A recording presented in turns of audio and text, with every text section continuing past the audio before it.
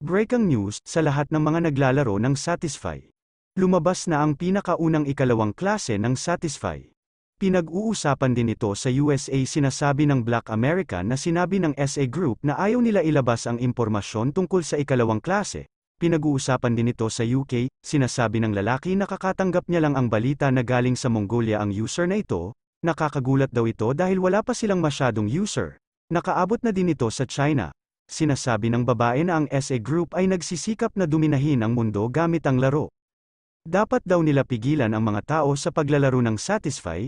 Lumabas na din ito sa Japan. Sinasabi ng babae na dahil nakuha ng isang Hapones ang isang epic class, sigurado daw siya na ang susunod na user na magkakaroon ng ikalawang klase ay isang Japanese. Sumagot naman ang lalaki na di nyo ba alam, sa Korea ay may potential din. Ang Satisfy ay isang Korean na laro, at sila ang pinakamarami na user. Hindi naman sumang-ayon ang babae, at sinasabi nito na bukod kay Yura, wala silang masyadong rankers. Kaya di niya akalain na may chance sila, sa Korea kung saan galing ang Satisfy. Pinag-uusapan din ito.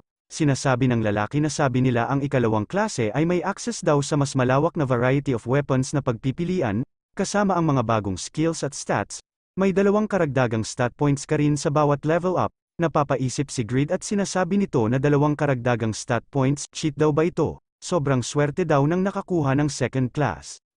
Sino daw ba ang bastard na ito? Napapamura na lang si Grid dahil naiinggit ito. Hindi na daw niya kailangan pumunta sa labor office simula ngayon. Galit na sinasabi ng tatay ni Grid na sasayangin niya daw na naman ang mga araw niya na wala siyang trabaho. Nagbugtong hininga ang kapatid ni Grid at sinasabi nito na paano siya naging selfish sa edad na yan.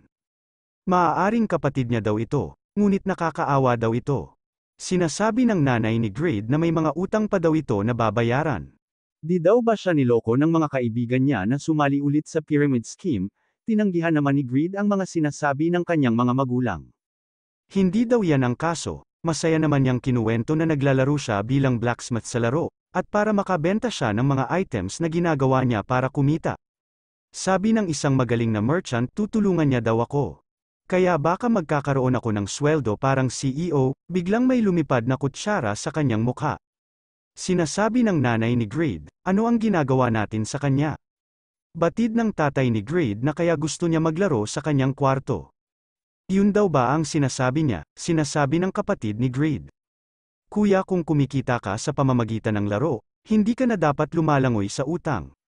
Gumising ka na, sinasabi ni Grid, pero nakuha niya ang legendary blacksmith class, kaya ito ay magkaiba. Sinasabi ng tatay ni Grid na huwag na daw ito magsalita ng walang sense. Pumunta daw muna siya sa labor office at pag-isipan na lang ang gagawin niya bukas. Sa isip-isip ni Grid na wala daw nakikinig sa kanya. Nakakabaliw daw ito, sa akala niya raw pera lang ang problema. Kailangan niya daw magtiwala kung gusto niya raw na tumigil sa pagtatrabaho doon. Tatanggapin niya daw ang proposal ni Rabbit. May kaalaman siya sa isang malaking kumpanya, ang second in command. At sa paggamit ng Consmithy bilang comfortable na base ng mga operasyon. Maaari daw siyang lumikha ng mga resulta, at sa wakas kukumbinsihin niya daw ang mga magulang niya. Balik tayo sa laro sa Consmithy. Nagulat at sinasabi ni Kan na bakit nandito si Grid. Sinasabi ni Grid na sobrang payapa na ng paligid, at mukhang tapos na sa wakas ang insidente. Tinatanong nito kung dumating na daw ba si Rabbit. Sinasabi ni Kan na hindi niya pa daw ba narinig. Speaking daw kay Witch, meron daw ito ibibigay sa kanya, isang liham. Si Rabbit ang nagsulat. Mensahe ni Rabbit kay Grid. Hindi daw siya napatawad dahil sa dating kasalanan niya, habang nasa company siya. Kaya ang ating mga business plans ay hindi umusad, pero, sa tulong ni Kan, maaari ka maging pinakamayaman kung gagamitin mo ng tama ang iyong mga kasanayan. Panalangin niya daw na sana marinig niya ang iyong mga legendary na ginagawa mula sa malayo. Sinasabi ni Kan na sinabi ni Earl Stein na hindi posible ang kumpleto na pardon. Gulat na gulat at sinasabi ni Grid na si Rabbit ay nahatola ng 10 taong pagkakakulong. Napapamura at hindi na alam ni Grid ang mga gagawin nito sa ngayon at sinasabi ni Kan na meron daw itong proposal. Pwede niya daw hawakan ang Smithy dahil sa pagprotekte niya nito sa Meron Company. At nakuha niya daw ang karapatan na makuha ang Smithy. Nabigla naman si Grid sa mga sinabi ni Kan at batid ni Kan na masyado na daw siya matanda para magtrabaho. Isang karangalang at pinagmamalaki niya daw na ang makakakuha nito ay isang pagma-descendants. Sa isip-isip ni Greed na ibibigay sa kanya ang smithy na ito. Wala pa daw siyang narinig na may tumanggap ng negosyo mula sa NPC. Umandar na naman ang kagahaman niya at pinapapirma ni Greed ng kontrata si Khan. Binigay ni Khan ang kontrata at sinasabi nito kung satisfied na daw ba ito. May lumabas na notification na nakuha mo na ang Smithy successor. Umiiyak at sa isip-isip ni Greed na pangarap niya daw ito. Kahit nag-work hard daw siya mula ngayon, pwede na daw siyang maging may-ari ng isang Smithy. Sinasabi ni Khan na magsisimula na daw sila ng pagsasanay at handa na daw ba siyang maging may-ari ng isang Smithy. Sumang-ayon naman si Greed at sinasabi nito na magsimula na daw sila. Auction house, sinasabi ni Jishuka na wala na daw dito at hindi niya na daw makita. Bakit hindi niya na daw mahanap ang mga item na yan? Yung mga special na Java arrow na yan, kahit ang mga blacksmith na karaniwang gumagawa ng ilang libong arrow bawat oras. Nawala daw ito simula nang naglagay sila ng 99 sa auction. Natagpuan na daw ba siya ng mga ibang guild, sinasabi ng lalaki na si Jishuka ng Sedika Guild, grabe hayop sa laki talaga ng hinaharap niya. Sumagot naman ang lalaki na mas maganda pa ang katawan niya sa malapitan, ang sarap niya talaga, dapat niya daw ba subukan. Napalingon naman si Jishuka at nanlilisik ang mga mata nito at sinasabi niya na umalis daw sila sa paningin niya at bago niya daw sila mapatay. Natatakot at sumang-ayon naman ang mga lalaki. Sa guild chat sinasabi ni Jishuka na kung hindi daw nila mahanap ang blacksmith sa loob ng buwan na ito, lahat daw sila ay makakaranas ng hell training. Sinasabi ni Rigas na welcome daw sa hell training. Naiinis na sumagot naman silang lahat na huwag na daw magsalita si Rigas ng walang kwenta. Leader, wala kaming mga clues. Wala kaming mahanap na isa o dalawang gumagamit ng blacksmith na user. Sumagot naman si Jishuka na gawin daw nila ang lahat para mahanap ang blacksmiths na yan. Kailangan daw nilang ng blacksmith kung gusto daw nila lumakas kahit maliit ang kanilang guild. Ang mga elites na tulad namin para mas maging mas malakas. Tinatanong ni Jishuka si Rigas kung mahal niya daw ba ang pagsasanay. Nasaan daw ba siya ngayon, sa isip-isip ng lalaki na gusto niya maalis ang kanya stress patay daw ngayon si Rigas. Vantner has logged in, galit na tinatanong ni Jishuka si Vantner. Bakit daw siya natulog ng 7 oras, mananakaw daw ang kanya ranking. Sumagot naman si Vantner na late na daw siya dahil sa paghahanap ng ilang interesting na impormasyon na natagpuan niya online. Tinatanong ni Vantner kung alam niya ba ang Winston Village? Sumagot naman si Jishuka na ang Winston Village ay katabi ng Byron Village. Batid ni Vantner na nagkaroon ng item production competition sa pagitan ng mga users sa village na yun. Sa dalawang mga user, isa sa kanila ang gumawa ng epic grade dagger sa loob ng 3 oras. Gulat na gulat si Jishuka at sa isip-isip nito na siya na talaga yun, isang epic grade item sa 3 oras lamang. Kahit ang top blacksmith na si Ranker ay hindi kaya itong gawin. Pinapapunta ni Jishuka lahat ng guild members sa Winston, ang huling dumating daw sa Winston ay mamamatay. May lumabas ng notification na napatay mo ang isang poisoned pioneer.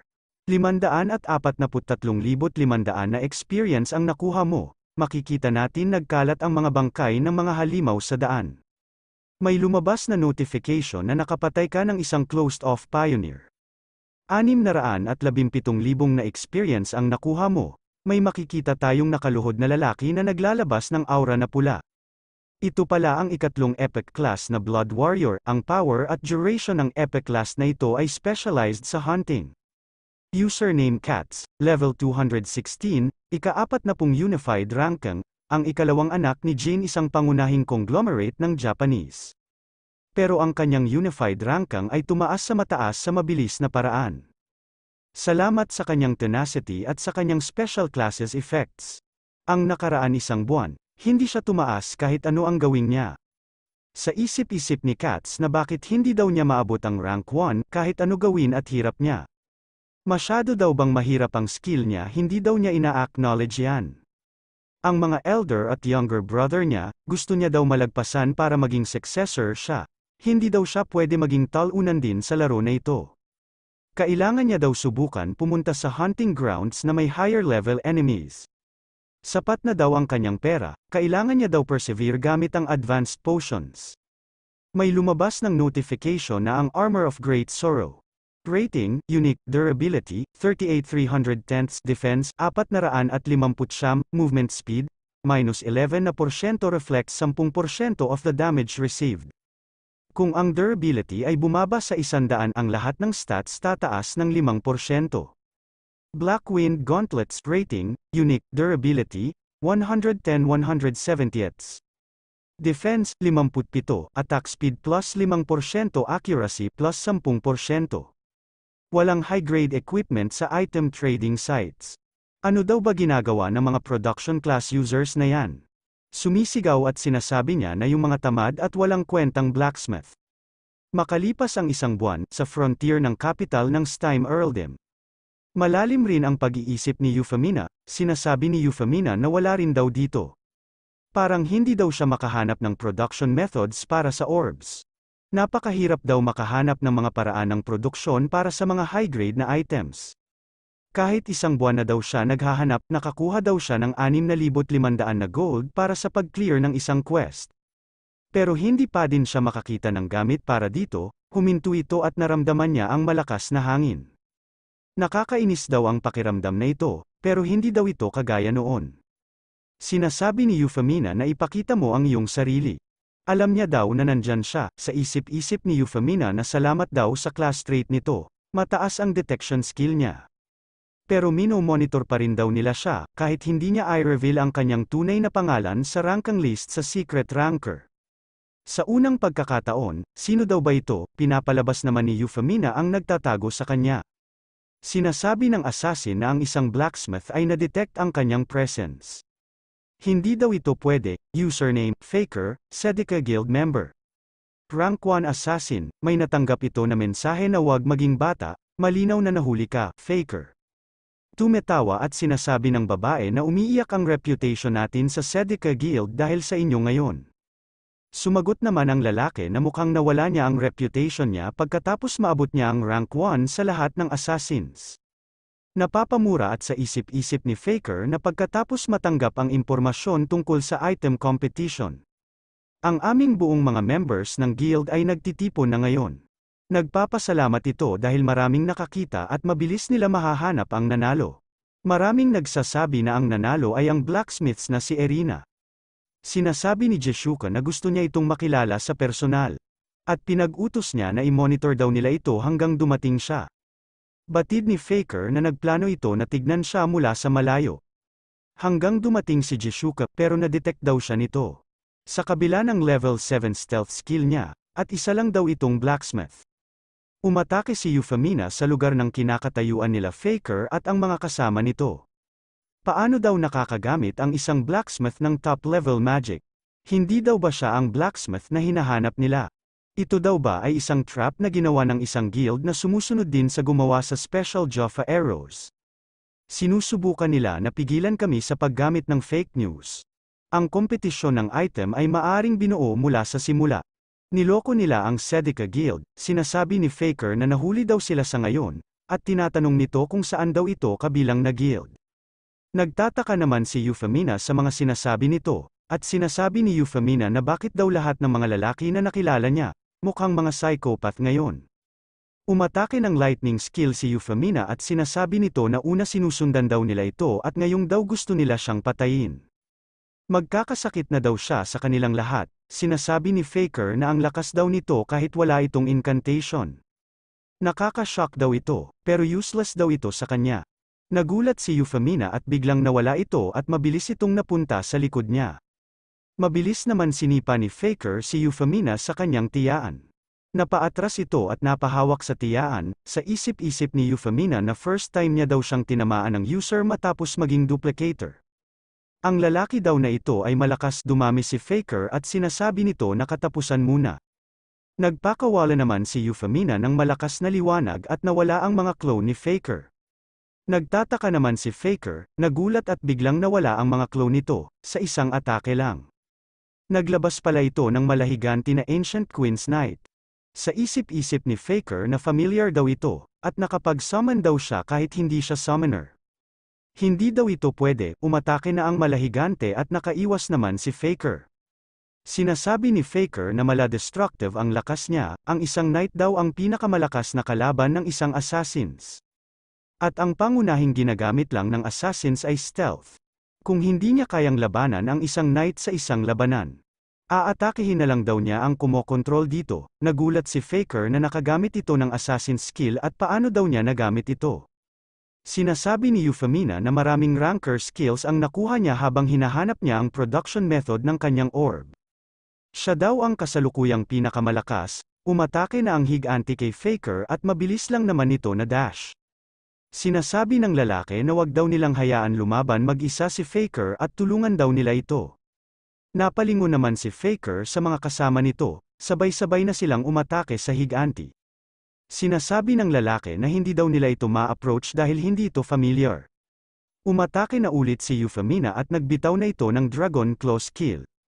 Hindi naman makapaniwala ang mga Abnoy na papalapit na sa kanila ang mga bowl ang apoy, tumalsik naman si Faker at sinasabi nito na imposible daw ito. Meron daw itong sobrang advantage kahit laban sa apat na matataas na rank. Sa isip-isip ni Faker na parang may absolute power daw ito. Yan daw ang pangarap nila, papalapit na ang bowl ang apoy kay Faker. Nakakahiya daw ito, may malakas na pagsabog at parang may dumating na kasama ni Faker. Ito pala sila Jeshuka at ang mga ka-guild nito. Sinasabi ni Jeshuka na lahat daw ng bagay ay nawala na. Sino at saan daw ang nakalaban nila? Sinasabi ng lalaki na mag-isa lang siya at natalo niya ang apat na miyembro ng guild kasama si Faker. Tila, ginamit niya ang lahat ng uri ng skill mula sa iba't ibang klase. Sa isip-isip ni Jeshuka na baka isang user siya na may hidden class, sinasabi ni Jeshuka na nagpangahas siya na kalabanin ang ating guild, para mamuno bilang pinakamalakas na guild. Hindi tayo mukhang mahina, pinag-utos niya na hanapin ang user na ito, papatayin niya daw ito at ang mga backers niya.